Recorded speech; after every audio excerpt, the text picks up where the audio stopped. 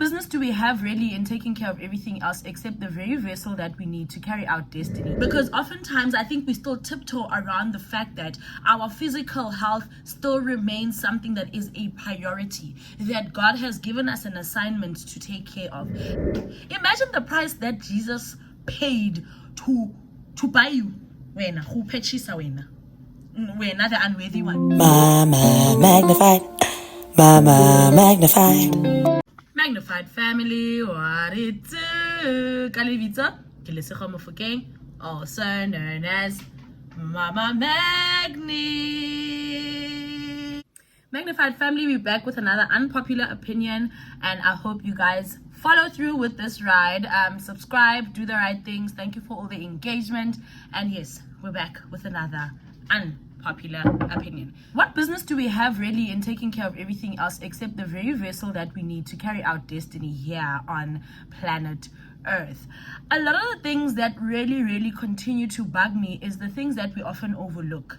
There is nothing that you can do to over spiritualize the fact that you need to take care of your vessel.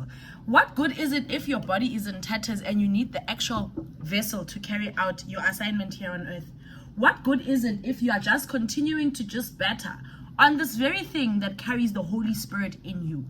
What good is it if God says our bodies are a temple and we are treating our temples with a lot less care than we should? So yes, guys, I am harping on about the importance of taking care of this earthen vessel, because that's what God calls it in his word. He reminds us that our bodies are earthen vessels, and if it's an earthen vessel, it is carrying the spiritual being in us that is our spirit. But again, I'm saying, what good is it if our spirit is taken care of? I don't know about our mind, but the actual body that needs to help us physically carry out the assignment here on earth is in tatters. What good is that? And I'm continuing to ask, what good is that? And I don't want to make it fluffy, but the truth is it becomes more real when you have someone who had still so much more to offer in terms of their assignment, but their body has given up on them. And I'm not here to talk about the reasons why your body has given up on you. I know there's different diseases, there's different reasons, but my point is there is so much more that we can do better to ensure that we take care of another part that God has given us. Now remember, the biggest difference also between us and animals or other living things here on earth is God chose us human beings to be the ones who bear his spirit. We have a soul, and that is the difference between us and other living creatures.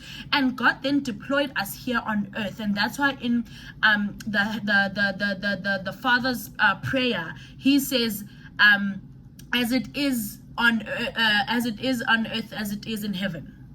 So he's deployed us here on earth to carry out the heavenly assignment. And that's why the one thing that God still continues to not take away from us is free will. Because it's going to be up to you to make the decision, are you turning left or are you turning right? And whichever decision you take, God will respect that. But like I said in the last video, God is not trying to tiptoe around the instructions he gave us in his word. And so in the book of 1 Corinthians 6 verses 19 to 20, that is the reason why I'm here this morning with an unpopular opinion to say, do you not know that your body is a temple of the Holy Spirit who is in you? So what business do we have to abuse the temple, the container that the Holy Spirit is in, while we are taking care of the Spirit? So it's all good and great, you're servicing the Spirit, but our bodies are just like a car that you take to service, that you maintain its well-being so that it can carry you from point A to B.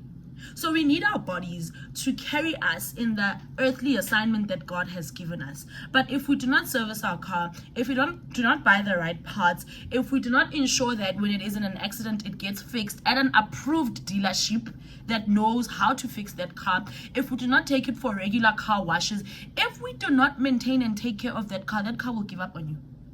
One thing you must know, it's not going to take care of you. So the same applies with your body. If you do not take care of your body is not going to be able to take care of you. And again, I'm saying, what good is it? How are you going to be the mother that your father has set you out to be? How are you going to carry out all those other assignments that God has set you out to be? Whether he's called you to be whatever that he's called you to be, we're not here to argue that. What good is that if your temple that you need to use to carry out this assignment is in tatters? I'll wait, because this is a conversation I'm also having with myself, to say there are some things that you cannot over spiritualize. You cannot pray and fast away an unhealthy body or container, and it is your responsibility. You can have the best drugs in the world and go to the best doctor, but honey, if you don't come to the party to do the servicing of this car that needs to carry you throughout this earth and from point A to B, from destiny to destiny, from glory to glory, honey, we're wasting our time. I still remember a very, very, very pertinent thing that Apostle Joshua Salman said when he came to one of our conferences, and he actually spoke on this analogy to say you need your heavenly body to carry out your destiny here on earth. And so if you don't take care of that body, with everything that God has written about you in the volume of the books, it is null and void, because where will you be? Your body will be perished. You know, and we know that when it comes to our body, it's even mental, but I'm talking more about being intentional and accountable to doing right by your body. Go for regular checkups, have healthier habits. Don't be in denial. Some diseases or conditions in your body are not all your fault, but it does become your fault when you don't attend to it. It does become your fault when you act like it's not there. It does become your fault when all the support is available in the world and you're still like,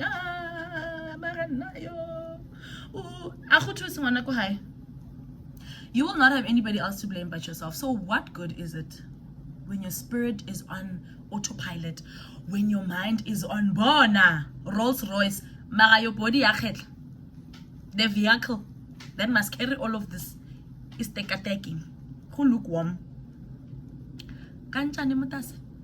So I really just wanted to implore us. I mean, like I said, in the book of 1 Corinthians 6 verses 19 to 20, the latter part of it says, you are not your own. You were bought with a price that carries the Holy Spirit. So if we really must take the accountability route, your body is not your own. Imagine the price that Jesus paid to buy you. Who purchased the unworthy one, or the ones who falter. The price it took for God and for Jesus as a sacrifice to be hung on the cross, and then when you just take it light, guys, let's do better. Let's take care of ourselves. Let's seek help. Let's not be in denial. Let's own it. Let's do our part, man, because just like my mom often says, because if you don't do it, nobody else will do it for you. In English, if I put that directly translated, my mom often says, take care of yourself, because if you don't do that, nobody will do that for you. Taking care of yourself is nobody else's assignment, ma'am. Not even your husband, not even your spouse, not even your children, ma'am, it is for you. And I pray that the Holy Spirit really convicts us, really provokes us, really just channels the right way of thinking of us, realizing that health truly is wealth. Health truly is wealth, because, like I said, that vehicle needs to be serviced so that you can get to where you're going, where your destiny is concerned. Thank you, bye.